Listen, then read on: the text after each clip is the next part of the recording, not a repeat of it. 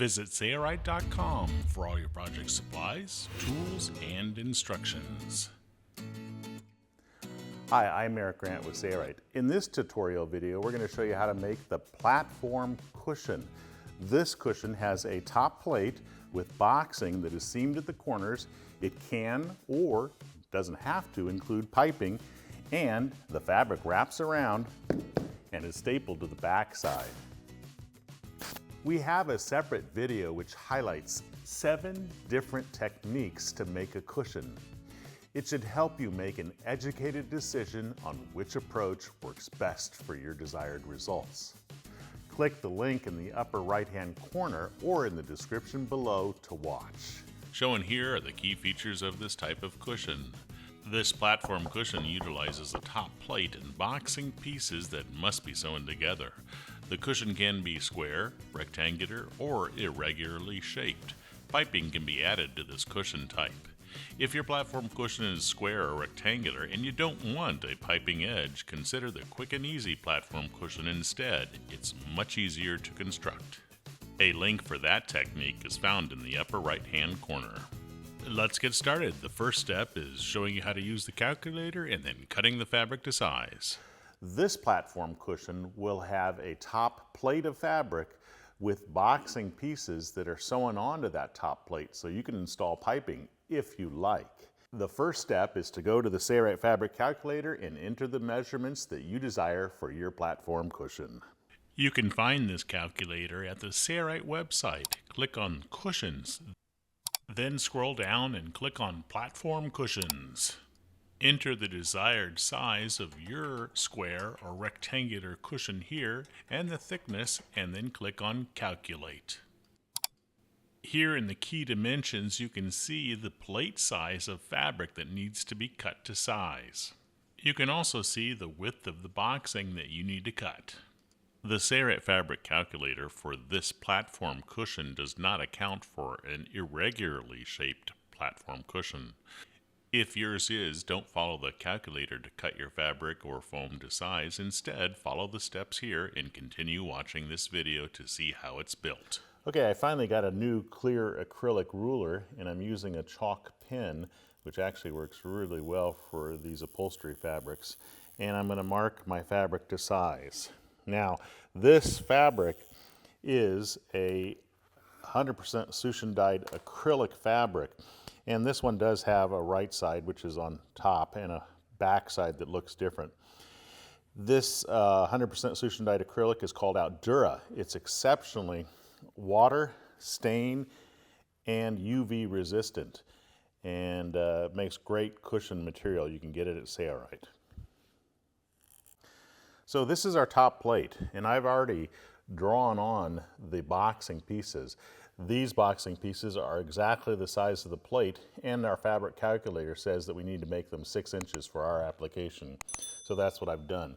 I've done 2 pieces here because this one will go over here and this one will match over here. And then I did 2 pieces on the side because we can have one that matches this pattern if it had a pattern, and this one would match obviously going on this side. So now it's time to cut this out. So we're going to use the Sailrite tempered cutting glass, and we're going to use a hot knife. And the reason that we use a hot knife is that this synthetic fabric, it unravels. And if you use a hot knife, that helps to prevent the unraveling of the fabric. Now you can use shears, it'll unravel if you do, but the seams will all be on the inside, so it won't matter much. And since this is stapled to the back side, no one's ever going to take it off of the backer board. And you can use pinking shears, that helps to prevent unraveling too. So we have everything cut out the way we laid it out. So this one, if it had a pattern, you would just take this one and you'd move it over to here, and then you take this one and move it over to here. Okay, so ours doesn't have a distinctive pattern, so it doesn't really matter. In this chapter, we're going to join the boxing ends together. So now what I want to do is I want to join pieces together. So we're applying a 1/4 inch seam stick for canvas and upholstery along the edges of 2 of our boxing pieces. So one here, here, here, and here. So since this will be put on so outside surfaces are facing each other, it means this outside surfaces would face each other. And I'm going to peel off the transfer paper and baste it in place. Do you have to do this? No, you don't have to. You could take it to the sewing machine and just sew it. You could pin it, or you could use clips to hold it in place. But I love to do this because I know everything is going to be totally accurate when I do. So these would be facing down against the plate like this. And now what I'm going to do is I'm going to join this one in the same manner, and we'll do that to those as well. So this is what you should end up with when they're all joined together. Now if we had a pattern, we probably could tell where the pattern went, but since it's very hard to tell, I'm going to just put an X down here with my chalk and on this one. That way I know this is where those are sewn together. So let's take this to the sewing machine and sew the corners. We're going to put the machine in 4 to 5 millimeter straight stitch and in the reverse as well. We're going to use the magnetic guide and we're going to put it on the 1/2 inch mark of the needle plate of this, the Sailrite Ultra Feed LSZ sewing machine. So we're sewing a 1/2 inch from the edge. And all I need to do is put the foot down, and all I need to do is do a little bit of reversing here at the beginning to lock the stitch in place, and then we sew down to the end, and we'll do a little bit of reversing there. Now I won't even lift the foot. What I'm going to do is I'm just going to pull my one of the other sides in and continue to sew. This is just a production shortcut. And we'll do the same thing to this one. So now this is done, and if you weren't using piping, what you would do is you'd put double-sided tape on all 4 sides and you'd baste it down, cutting your corners. But we're going to add piping, which is basically just an extra step, so we're going to set this aside. We'll be adding piping to our platform cushion, but it's completely optional. If you're not doing that, skip this chapter. Here's some of our scrap material, and we're going to cut a bias piping. And to do that, this is the 45 on the clear acrylic ruler, so I just put it down here. This edge isn't perfectly straight, but it's close enough. And then what I like to do is I like to use a long straight edge and try to get the best cloth usage I possibly can. So I'll position it someplace where, like that. And then I just move this out of the way, and I'm going to use my chalk pen and mark beside the straight edge. We're going to cut this this piping strip to 1 3/4 inches in width, and it's not going to be long enough to do 1 strip, so I'm going to do 2 because that's what our cushion calls for. So let's measure it over, and I'll make 2 more marks, and then we'll cut it with a hot knife. I have my 2 strips. If you have more, put them on top of each other like this, and we want this to be a 45-degree cut. So I'm just going to use the clear acrylic ruler on the 45 degree, which is right there. Put it on this edge here, so it's straight on there, and then just mark this, and I'm going to cut it with a hot knife right there. So to join each one of the strips, I only have 2. What you do is you take one of the top ones and you flip it over like this, and you go 90 degrees, so a 90-degree corner here, and you should get 2 dog ears. These are lined up like that. Outside surfaces must face each other, and then we'll just pin it in place. If you had multiples, that's why I would pin it all in place, so you could just take it to the sewing machine and sew. There we go. We're not going to worry about seam allowance. What we're going to do is we're going to sew from this junction right here in the V to this V, and we're going to do a little bit of reversing. So I'm going to bury my needle at that spot, and then I'm going to lower my foot, and then I'm going to do a little bit of reversing just to lock it in place and sew to this bottom edge where the V is. A little bit of reversing here, and let's take a look to see what she looks like after we pull the pin and spread it apart. That is perfect. We got the edges lined up. You're going to have those dog ears, that's normal, but the edges are pretty much lined up. I'm going to put my needle in the left position to get closer to the piping. There's a tunnel built into this foot, and this is the wrong side of the fabric. The right side is facing the table. We're going to put our foam piping inside of it and fold this around it, because that's what you do. And the first couple inches are probably not going to be right, but after that it should be okay. We're going to put our foot down, and no reason to do any reversing here. We're going to sew a little bit. I like to put the magnetic guide down to kind of be a guide for this. I like to put my fingers here And just fold this cover over the piping as you sew. And this is how you make your own piping.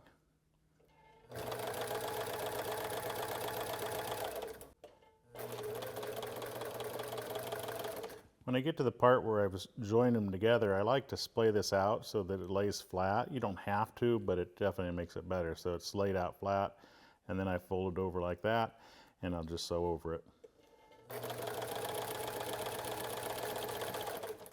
Coming up, we'll be basting the piping to the plate. If you don't have piping, you can skip this chapter also.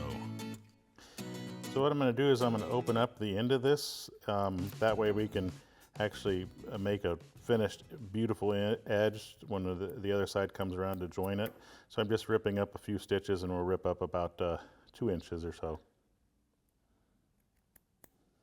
This is our top plate. I'm going to find the center back edge, and I'm going to cut a little triangle so I know right where that is. I'm going to open it up. This is the outside surface. We're going to put double-sided tape all around the perimeter of the 4 sides. We're going to cut out about 1 inch or 1.25 inches of the piping there. Leave that fabric, don't cut the fabric.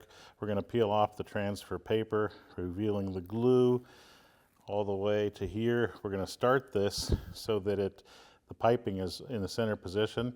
So right there, the fabric's over the center position a little bit. And we're going to start basting around the perimeter. I'm going to position this so you can see it in the camera.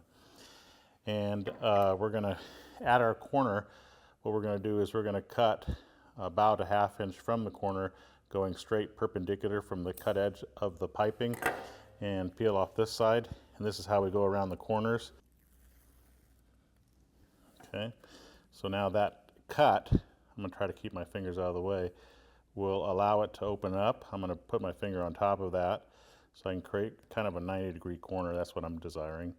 You can make any kind of corner you want, and we will continue to baste around the perimeter. Now you could take this to the sewing machine and sew it, but basting tape makes it easy, and you can deal with everything and then sew or baste the boxing on as well, and then sew it all at once. That's what we're going to do it.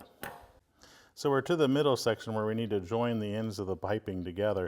And what I'll do is I'll take this one and I find the edge of the piping that I cut already, and all I want to do is cut it so that it's basically flush with that edge. So let's see. Okay, I need to cut a little bit more. That's perfect. See how it's butting up to each other? To make this easier, now a professional wouldn't do this, but this is definitely easier. I put some double-sided tape there, and this will hold the fold down, the hem that I want to create to create a beautiful edge. So, sorry my hands are in the way, but there's my small hem, and then I lift this up and I put this on the edge of the fabric like that. I take this and I stuff it inside so the piping is joined up to itself, and you roll that over, and I don't have to baste this. When I sew it, it'll actually go down well, but that creates a finished at junction point. Basting the boxing to the plate is next.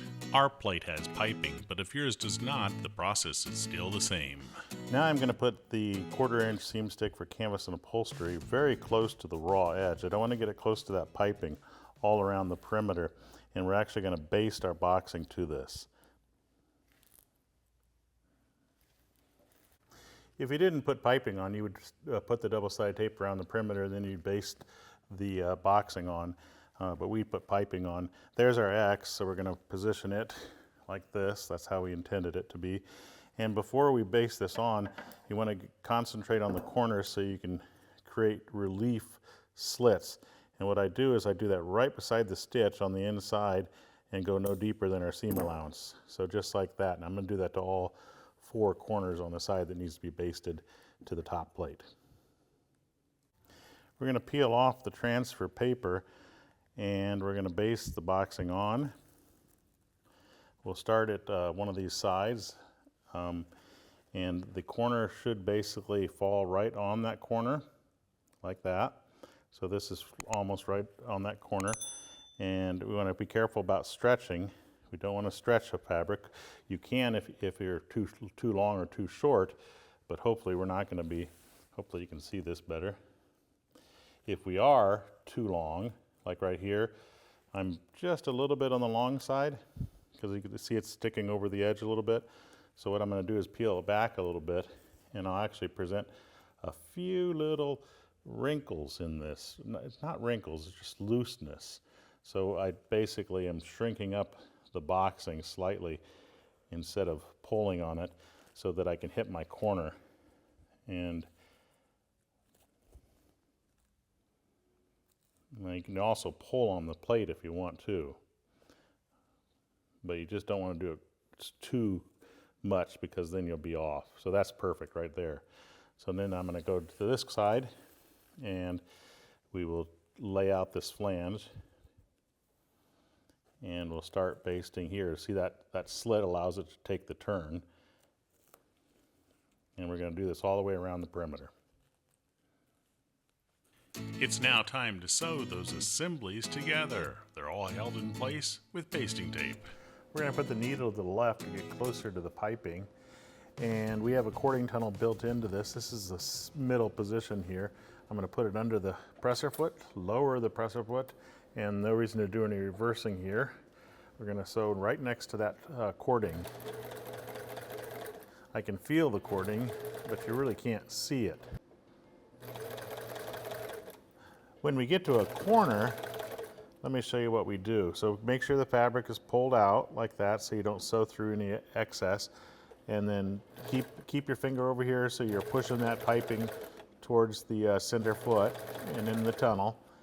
And when we get to the cutout, which is right there, we're going to basically bury our needle at the cutout and rotate the balance wheel by hand so the needle's coming up slightly, still buried in the fabric. Lift the foot, pivot on the buried needle, push the fabric over like that, and lay it down flat. Sometimes you can use your finger in there just to make sure everything's going good. Lower the foot and sew around that corner. That's all there is to it.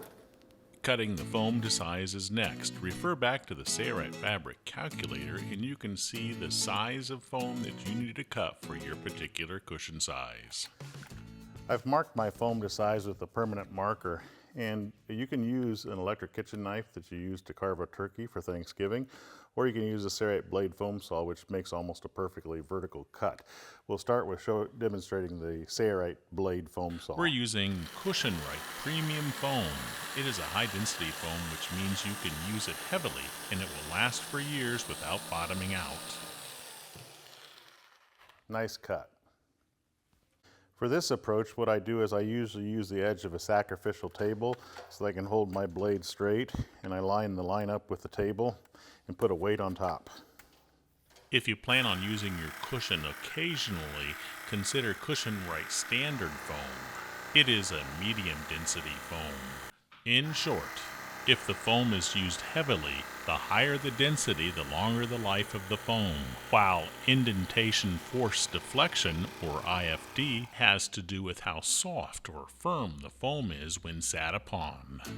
This is the step where the cushion comes alive. We're going to staple it to the backer board. Before you put your foam in, inspect it if you did piping to make sure that everything looks good, because you can take it back to the sewing machine and re-sew it again, or even rip stitches out, especially with a woven fabric like this, and redo it, and no one will ever know the wiser.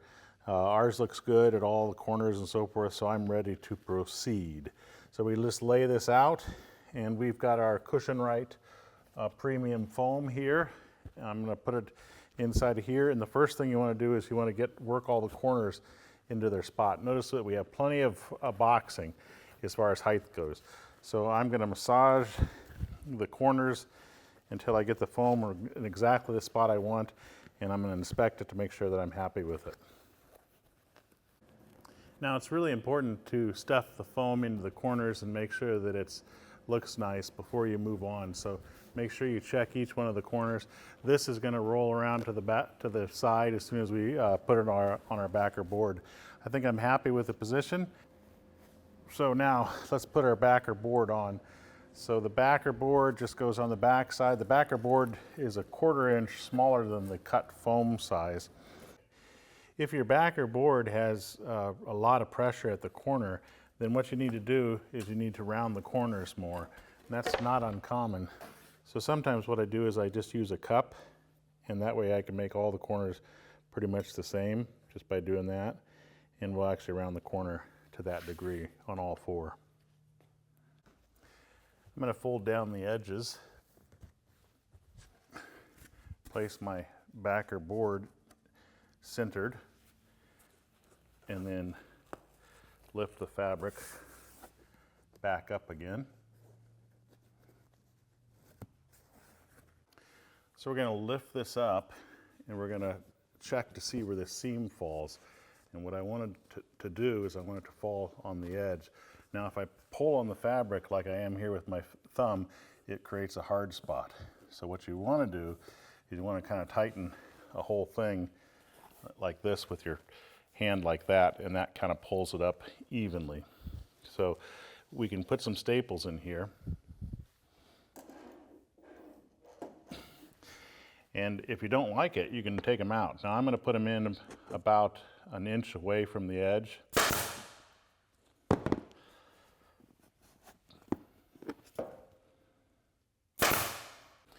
I just switched to the long nose staple gun so that I could actually go over my hand, which does make it a little bit easier. Another reason to possibly consider the long nose instead of the short nose stapler. Okay, so we've got 4 staples in here, and if we don't like it, we can remove them, but I really like the way that looks right there. So now we're going to go to the opposite side, and we're going to repeat that process, making sure that our edge or our seam falls right where we want it. And we're going to do the same thing again, and we'll see what it looks like.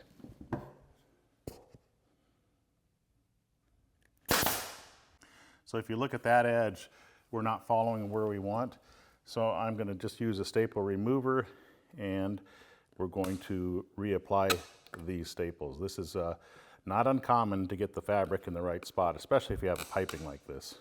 You may find it helpful to actually lift up the board, and that way you can tension it a little bit easier and actually look at the front. So it definitely needs a little bit more tension than what it had. So I'm going to redo that. And we're going to just follow this procedure for all 4 sides. We're going to put 3 to 4 staples in the middle position in each location. Then we'll show you what we do to work to the corners.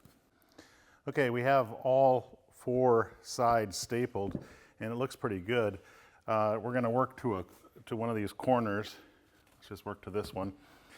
And again, if you need to make adjustments, sometimes you run your hand up like this to get things to move exactly where you want them. Look at it. If you're unsure about putting staples in, here's a little trick. You can actually hold the stapler at an angle, and that puts the staple up like that, so it's easy to remove them. So we just want to staple up to the corner there and on this side, and then I'll show you what we do at the corner. Okay, so what do we do at the corner?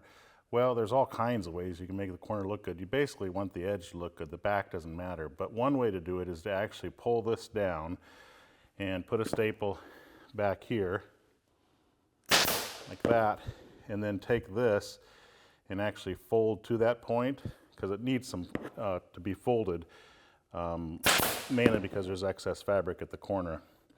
Fold that back like that, put a staple there,